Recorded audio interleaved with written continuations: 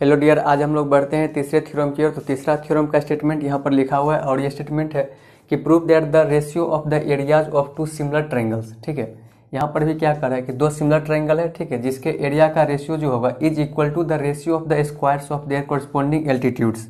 तो यहाँ पर क्या कोरस्पोंडिंग एल्टीट्यूड्स है, ठीक है। तो सबसे पहले क्या दो यहाँ पर सिमिलर ट्रायंगल बना लेते हैं, ठीक है। एक ट्रायंगल आपका हो गया जो कि ABC है, ये ट्रायंगल आपका ABC हो गया, और दूसरा ट्रायंगल जो है आपका वो ट्रायंगल है यहाँ पर DEF, ये ट्रायंगल आपका हो गया DEF। तो इस तरह से ये दो ट्रायंगल है जो कि क्या है, सिमिलर है। तो उस चीज़ को हम लोग लिख लेते हैं किसमें, गिवन में। Triangle ABC similar to triangle DEF, ये हो गया triangle ABC similar to triangle DEF।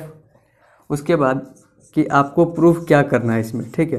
तो to prove area of triangle ABC, area of triangle ABC by area of triangle DEF equals to, ये किसके इक्वल होगा, तो इस दोनों ट्रायंगल का जो करस्पॉन्डिंग एल्टीट्यूड होगा, इस दोनों ट्रायंगल का जो करस्पॉन्डिंग एल्टीट्यूड होगा तो उसके स्क्वायर के रेशियो के इक्वल होगा। तो सबसे पहले इसमें क्या करते हैं, एल्टीट्यूड हम लोग इसमें ड्रॉ कर लेते हैं। तो इस तरह से आपका इस ट्रायंगल का एल्टीट्यूड ये हो गया और इस ट्रायंगल का एल्टीट्यूड आपका ये हो गया, ठीक है। इसका नाम पॉइंट का M देते हैं यहाँ पर, और इस पॉइंट का नाम यहाँ पर N दे देते हैं, ठीक है। तो इस तरह से ये आपका AM परपेंडिकुलर ऑन BC और यहाँ पर DN परपेंडिकुलर ऑन EF हो गया, और इसके स्क्वायर के रेशियो के इक्वल होगा इस दोनों ट्रायंगल का एरिया का रेशियो, ठीक है। मीन्स कि AM square by DN square होगा, ये AM square by DN square, यही आपको यहाँ पर प्रूफ करना है, ठीक। अब इसके आगे चलते हैं किसमें, प्रूफ में। तो प्रूफ में क्या सब लिखेंगे सो देखिएगा। यहाँ पर भी क्या है, दोनों ट्रायंगल जो आपका सिमिलर है, और इस सिमिलर ट्रायंगल का जो है एरिया का रेशियो चाहिए हमको, ठीक है। तो सबसे पहले जो हम लोग जानते हैं कि सिमिलर ट्रायंगल का एरिया का जो रेशियो आता है, ठीक है, वो क्या होता है, उसके कोरस्पोंडिंग साइड्स के रेशियो, उसके कोरस्पोंडिंग साइड्स के स्क्वायर्स के रेशियो के इक्वल होता है, ठीक है। तो ये चीज हम लोग लास्ट थ्योरम में प्रूफ किए थे। यहाँ पर लिखेंगे we no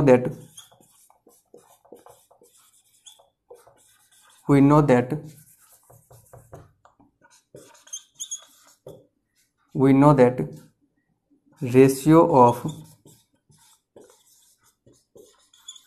of the areas of two similar triangles, ratio of the areas of two similar triangles is equal to the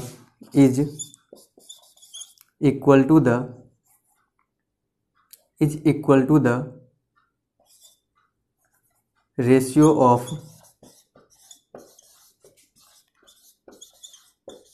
squares of their corresponding sides, squares of their ratio of the squares of their corresponding sides। ये चीज़ हम लोग last video में इस theorem को prove भी कर लिए थे। तो इस स्टेटमेंट के अकॉर्डिंग हम लोग क्या लिख सकते हैं, देयरफॉर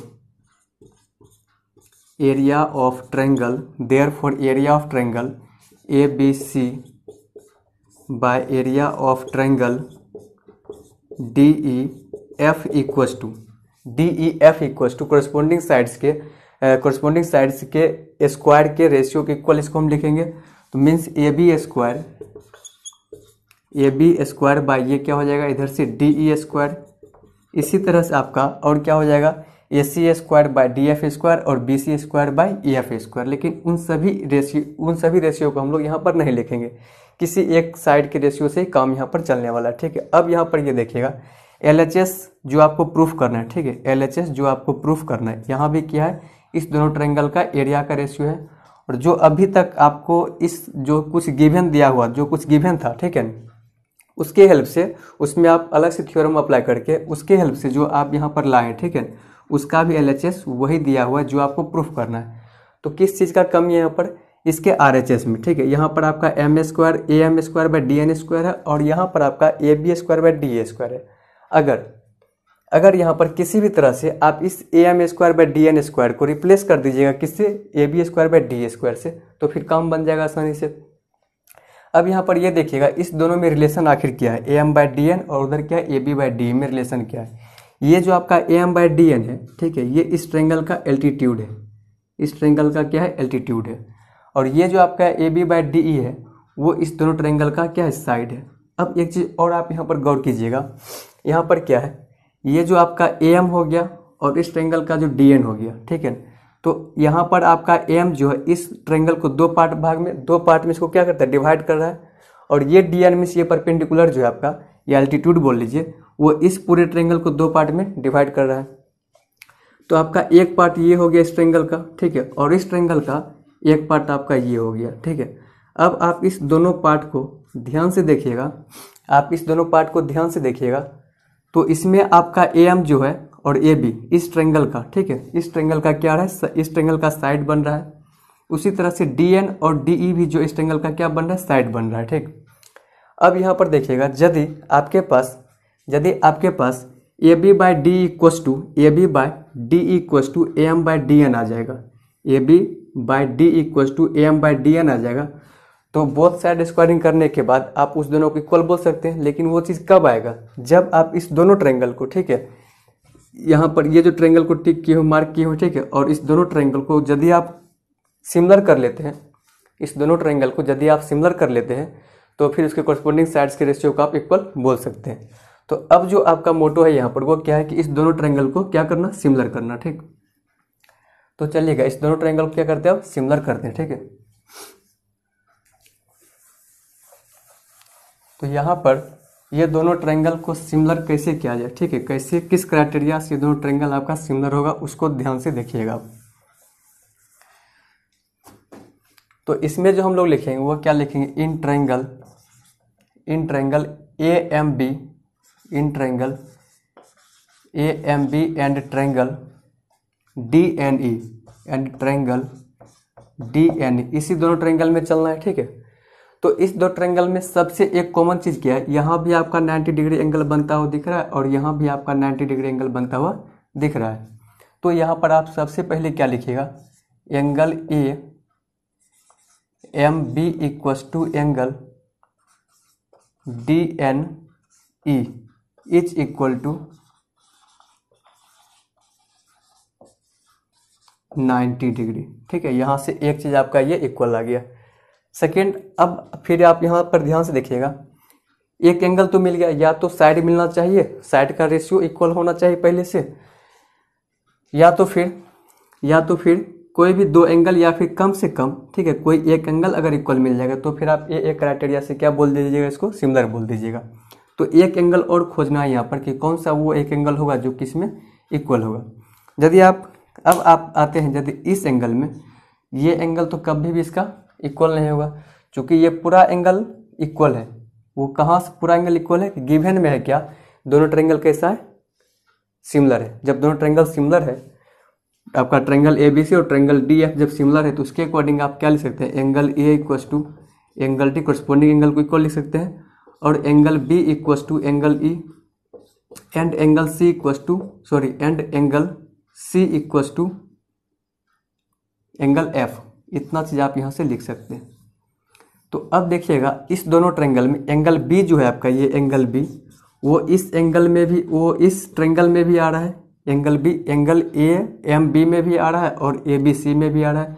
उसी तरह से एंगल E जो है आपका, ट्रायंगल DEF में आ रहा है और DEN में भी आ रहा है। तो इसके अकॉर्डिंग आप बोल सकते हैं कि एंगल B जो है और एंगल E, ये दोनों क्या है, इक्वल है।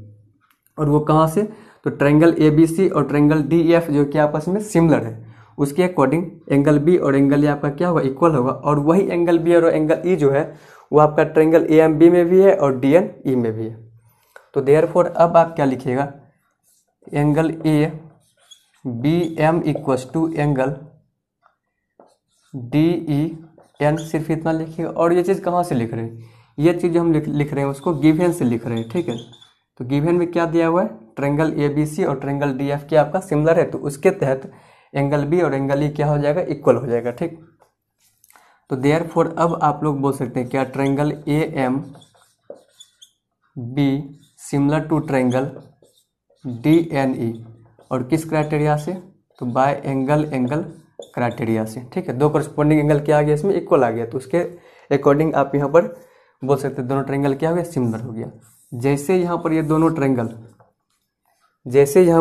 ट्रायंगल क्या हो गया आपका, सिमिलर हो गया, तो आप अब इसको क्या लिख सकते हैं, यहाँ से कोरस्पॉन्डिंग साइड का रेशियो इक्वल लिख सकते हैं। ठीक है, मतलब ये कि ए एम, ये आपका A M by D N हो जाएगा, A M by D N, A M by D N equals to आपका M B by N E हो जाएगा, equals to M B by N E equals to first and last, इस तरह से ए B bye, और इधर से D E हो जाएगा, A B by D E हो जाएगा, ए बी बाय डी। अब इधर से आपका ये जो फिगर है, ठीक है ना, इसको फिलहाल मिटाते हैं।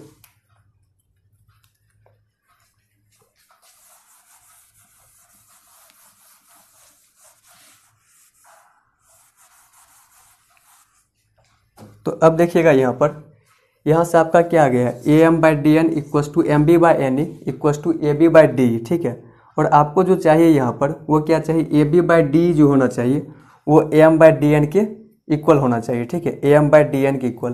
तो यहाँ पर आपको A M by D N, ये जो पोर्शन दिख रहा है, ठीक है, A M by D N ये किसके इक्वल दिख रहा है, ये यहाँ पर आपको A B by D E के इक्वल दिख रहा है, A B by D E के इक्वल दिख रहा है। तो यहाँ से आप लिख सकते हैं क्या, therefore A M by D N equals to A B by D E, यहाँ से आप ये चीज़ को लिख सकते हैं। अब लेकिन आपको यहाँ पर चाहिए कि स्क्वायर के फॉर्म में चाहिए, तो अब आप यहाँ पर क्या लिख सकते हैं, स्क्वायरिंग ऑन बोथ साइड्स। दोनों साइड स्क्वायरिंग करने के बाद आपके पास जो रिजल्ट आता है वो क्या आ जाएगा, ए एम का square by D N square equals to A B square by D square. ठीक है, और इसको आप इक्वेशन फर्स्ट, तो यहाँ पर क्या लिखिए, फ्रॉम इक्वेशन फर्स्ट, और इसको आप इक्वेशन सेकंड बोल दीजिए। ठीक है, देन अब आप यहाँ से ये चीज़ देखिएगा कि A M square by D N square equals to A B square by D square आ गया। ठीक है, आपको जो प्रूफ करना है, टू प्रूफ यहाँ पर लिखा हो A M square by D N square, लेकिन आपके पास जो पहले रिजल्ट आया था वो रिजल्ट ये चीज़ आया हुआ था। ठीक है, तो यहाँ पर आपको जो दिख रहा है A B square by D square, इस चीज़ में आप A B square by D square किसके इक्वल है, A M square by D N square के, तो इसके जगह पर आप इसको पुट कर सकते हैं। तब जाकर के आप क्या लिखिए, from equation second, equation second से क्या लिखेगा, area of triangle A B C by area of triangle D E F equals to, यहाँ पर क्या था, A B square by D square, लेकिन इक्वेशन सेकेंड में आप क्या ले आए हैं, यहाँ पर A B square by D square किसके इक्वल ले आए यहाँ पर, A M square by D N square के। तो देयरफॉर क्या हो जाएगा, ये A M square by D N square. तो इस तरह से आपका ये जो थ्योरम था ये भी क्या हो गया, प्रूव्ड हो गया। ठीक है, ये भी थ्योरम आपका क्या हो गया, प्रूफ हो गया। तो प्रूफ करने में बस एक ही चीज़ का यहाँ पर यूज किए, वो क्या था, सिमिलरिटी। ठीक है, सिमिलरिटी का कॉन्सेप्ट बहुत ही तगड़ा होना चाहिए। ठीक है, उसी का यहाँ पर हम लोग क्या किए, इसको यूज किए थे। ठीक, तो इस तरह से ये थ्योरम भी यहाँ पर प्रूफ हो गया, जो कि क्या था, एल्टीट्यूड के ऊपर थ्योरम था। ठीक है, नेक्स्ट थ्योरम जो आपका होगा वो आपका होगा किसके ऊपर, मीडियंस का। ठीक, उसमें भी इसी तरह से एरिया का रेशियो फाइंड करना होगा, जो कि मीडियंस के स्क्वायर्स के रेशियो के इक्वल होगा। बस उसी को उसमें प्रूफ करना है। यहाँ पर जिस तरह से हम लोग अभी जिस तरह से हम लोग अभी एल्टीट्यूड का यूज़ किए थे, 90 डिग्री एंगल का भी हम लोग यहाँ पर यूज़ किए हुए, उसी तरह से मीडियंस में जो मीडियंस का जो कॉन्सेप्ट है, ठीक, उसका यूज इसमें करेंगे। चलिए